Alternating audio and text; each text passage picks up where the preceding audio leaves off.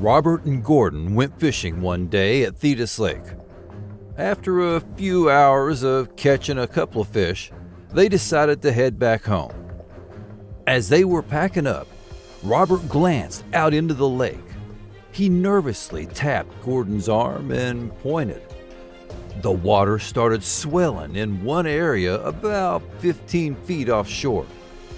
Suddenly, they saw a row of fins poke out through the water. Then, a humanoid creature with silver scales and sharp, barbed fins down its arms and legs emerged out of the water. It had 3 webbed fingers. Frozen in terror, they hesitated. Within a couple of seconds, the monster was nearly on top of them. Gordon snapped out of it. "Come on, run!" They both scrambled to their feet. Hearing it coming up fast behind him, Robert turned around. The beast took a swipe at Robert with its sharp, webbed fingers. Robert put his hand up in defense, and it sliced right across his palm. Screaming in pain, Robert hauled ass out of there and caught up with Gordon. Since their encounter 40 years ago, the two have never returned to the lake.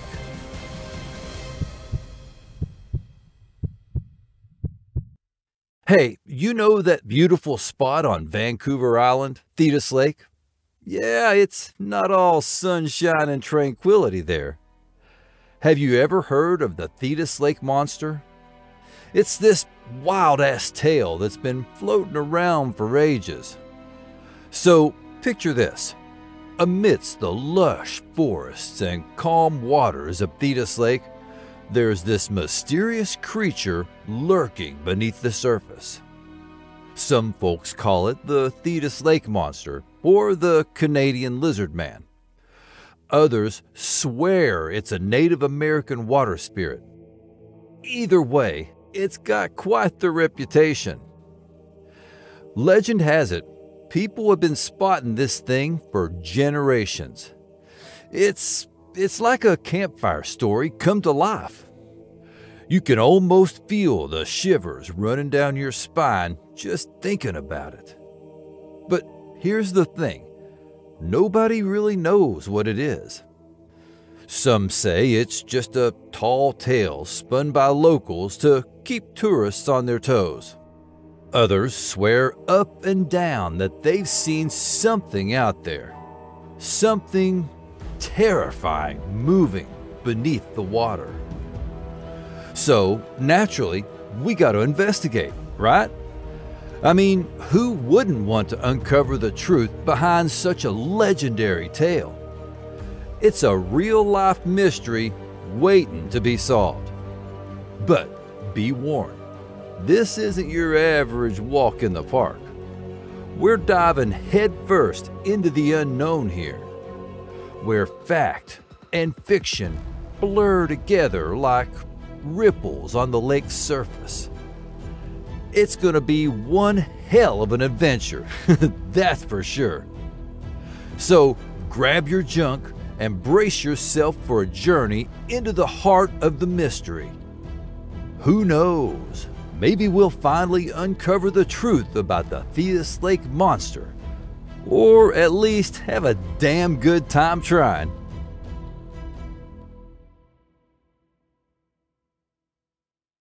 The description of this thing is just unreal. The monster is described as being an aquatic reptilian humanoid standing 5 feet tall and resembling a human lizard with a large head that's covered in barbed spikes.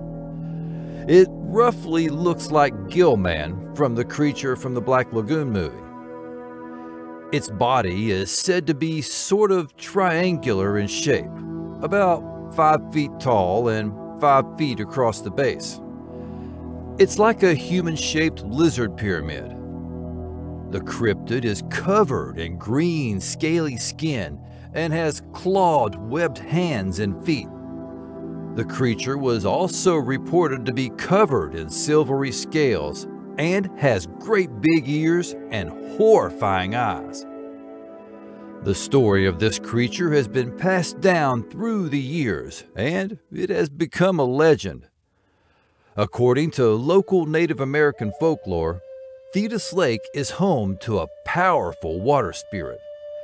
This spirit is said to be responsible for creating and controlling the lake, and it's believed to be a protector of the natural world. The legend of the Thetis Lake Monster is thought to have originated from this folklore, with the creature being seen as a manifestation of a water spirit that lived in the lake. Native Americans made every effort to avoid the Thetis Lake Monster, as past encounters have resulted in attacks and even deaths in their families. On August 17, 1972, it was reported by the Victoria Daily Times that 16-year-old Robert Llewellyn and 17-year-old Gordon Pike went to the Royal Canadian Mounted Police and reported that they saw a spontaneous swelling of water and then were chased by a terrifying monster. The RCMP launched a manhunt for this creature, saying of the two boys, "The boys seem sincere, and until we determine otherwise, we have no alternative but to continue our investigation." Llewellyn and Pike described the creature that chased them as looking something like the monster from the 1954 movie, The Creature from the Black Lagoon. They also reported that they had been attacked, as Llewellyn had 3 long cuts across his hand he got from the creature's 3 webbed fingers, which it had in addition to its 3 webbed toes and barbed fins on its skull, arms, and legs. 4 days after the initial sighting, 14-year-old Russell Van Nys and 12-year-old Mike Gold claimed to see the same creature on the other side of the lake from the original sighting. The boys said of their encounter, "It came out of the water and looked around. Then it went back into the water. Then we ran. Its body was silver and shaped like an ordinary body, like a human body, but it had a monster face, and it was all scaly with a point sticking out of its head, and long ears and terrifying eyes." The sightings stopped for a while.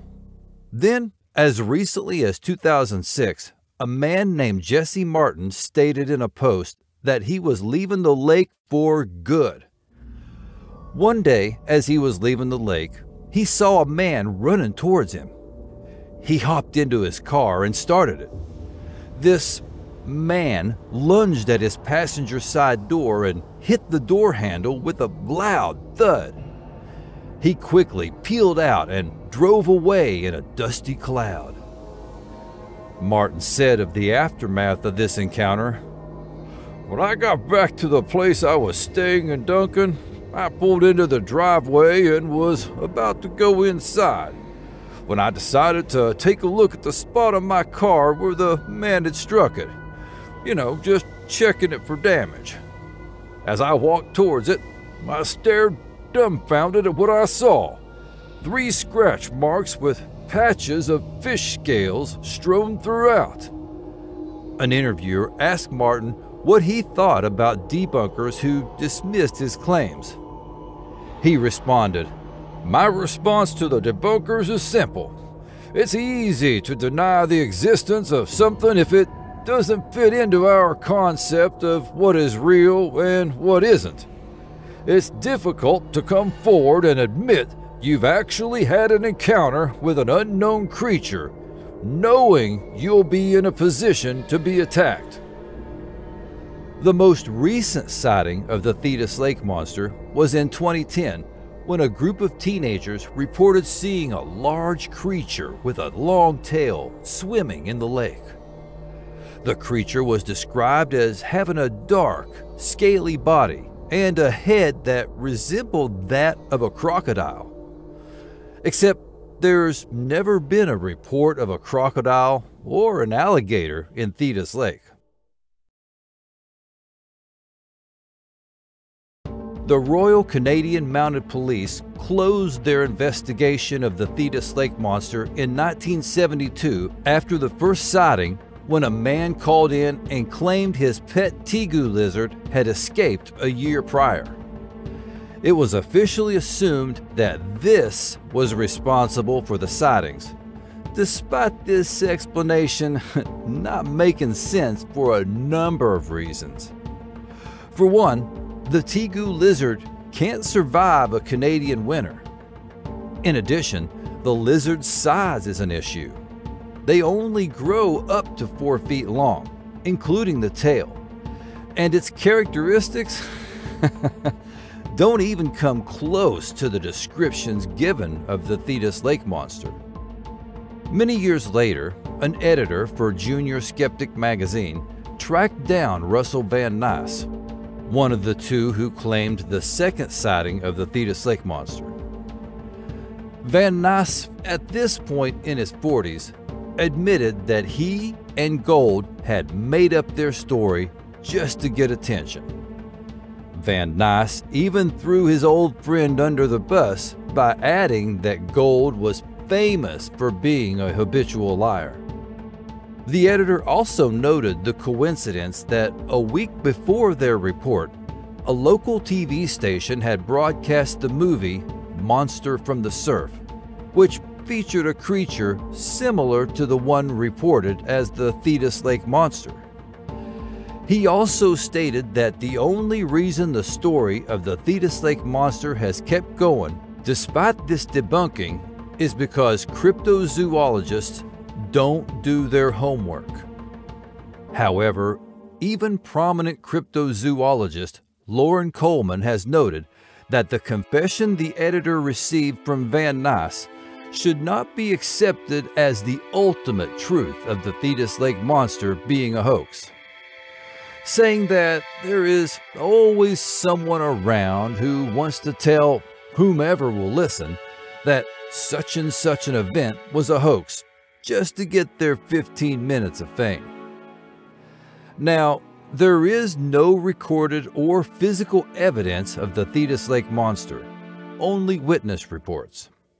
However, the sightings have sparked the interest of many cryptozoologists and researchers who have investigated the case. Some believe that the creature could be a surviving member of a prehistoric species, while others think that it could be a new species altogether. Another theory that has since been debunked is that the Thetis Lake Monster was a misidentified animal. Some people believed that the creature was a large fish or an alligator that had somehow made its way into the lake.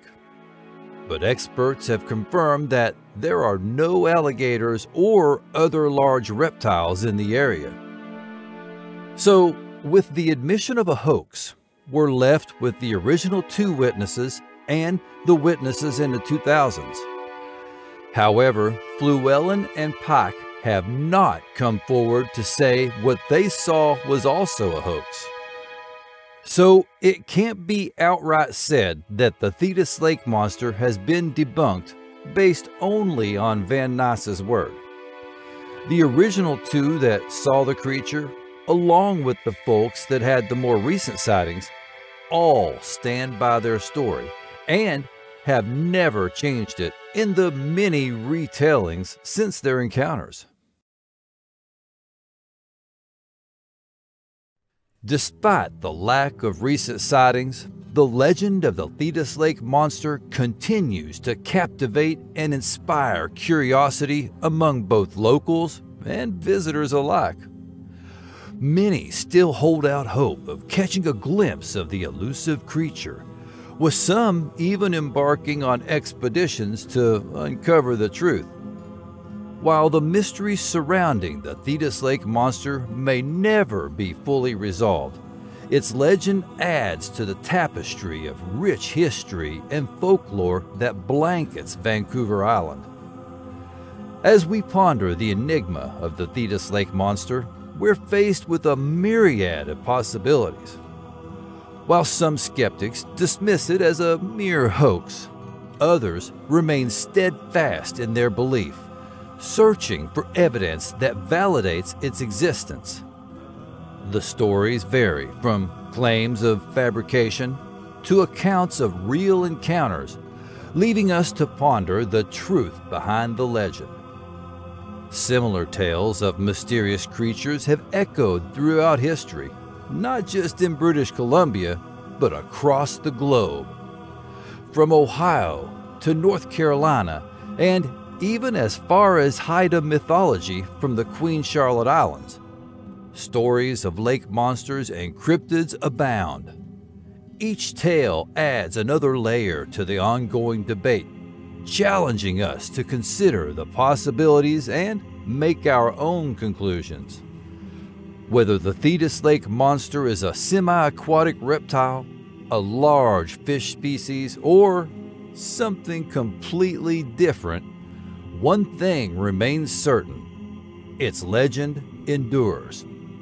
It serves as a reminder of the mysteries that lie beneath the surface of our world, inviting us to explore, question, and imagine the possibilities. So, as we say goodbye to the shores of Thetis Lake, we leave with the knowledge that the legend lives on, waiting to be unraveled by those bold enough to seek the truth. Thank you for watching and listening until the very end. You kicked total ass.